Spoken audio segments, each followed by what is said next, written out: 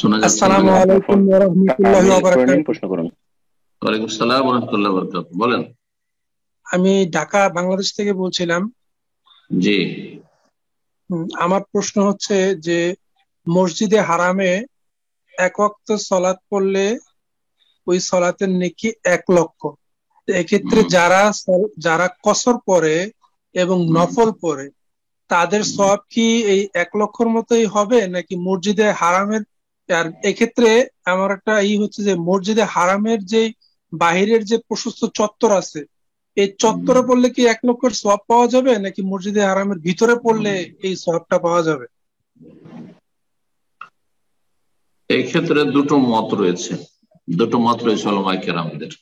একটি মত হচ্ছে যে মসজিদে হারাম বলতে মসজিদে হারামের ইমামের ইক্তেদাই যতগুলি মুসল্লি সালাত আদায় করবে, সে মসজিদে হারামের ভিতরে হোক অথবা মসজিদ হারামের চত্বরের চারিদিকে হোক অথবা তার সাথে কাতারে কাতার লেগে আছে, বিচ্ছিন্ন নয় যে বড় বড় বিল্ডিং গুলোতে নামাজ পড়ছেন অনেকে, এটা নয়, ইক্তেদা করে চলবে না।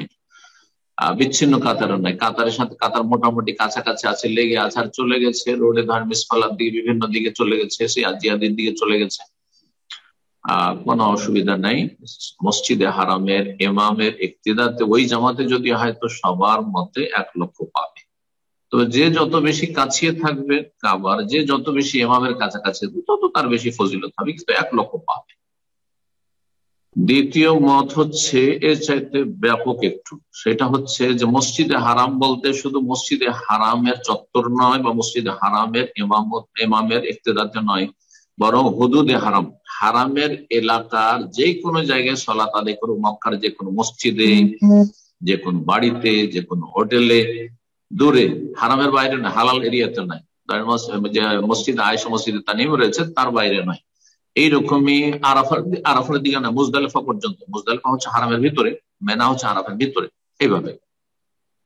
তো হুদুদ হারামের ভিতরে যে কোনো জায়গায় যদি সালাত আদায় করে, যেমন আজিজিয়াতে, আজকে হুদুদ হারামের ভিতরে যদি কেউ সালাত আদায় করে, মিসফালা আপনার যে কোনো মসজিদে অথবা বাড়িতে যারা সালাত আদায় করছেন 1 লক্ষ পাবে। আর এই মতটি হচ্ছে দলিলের দিক থেকে শক্তিশালী। ইমাম ইবনুল কাইয়িম রাহিমাহুল্লাহ বিভিন্ন দলিলগুলি প্রায় 10টির মতো দলিল নিয়ে এসেছেন, আর শেখ বিন বাজ রাহিমাহুল্লাহ এই মতটিকে শক্তিশালী বলেছেন। আর এই মতটি আমরা প্রাধান্য দিয়ে থাকি, কারণ আল্লাহ রাব্বুল আলামিন কোরআনে কারীমে বলছেন সুবহানাল্লাযী আসরা বিআবদিহি লাইলাম মিনাল মাসজিদিল হারাম ইলাল মাসজিদিল আকসা।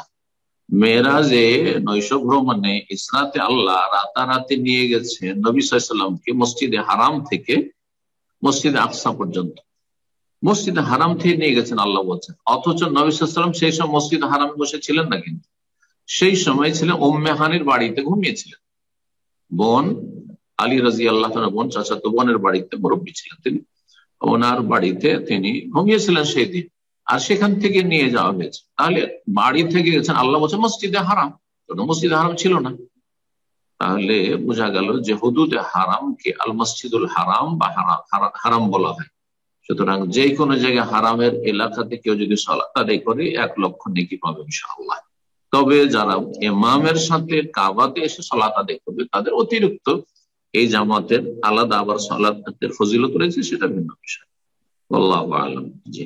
আর তারপরে নফল সালাতের কথা বললেন, নফলকে আল্লাহ শামিল করতে পারেন, শুধু ফরজের সীমিত নয়, ফরজেতে পাবেন।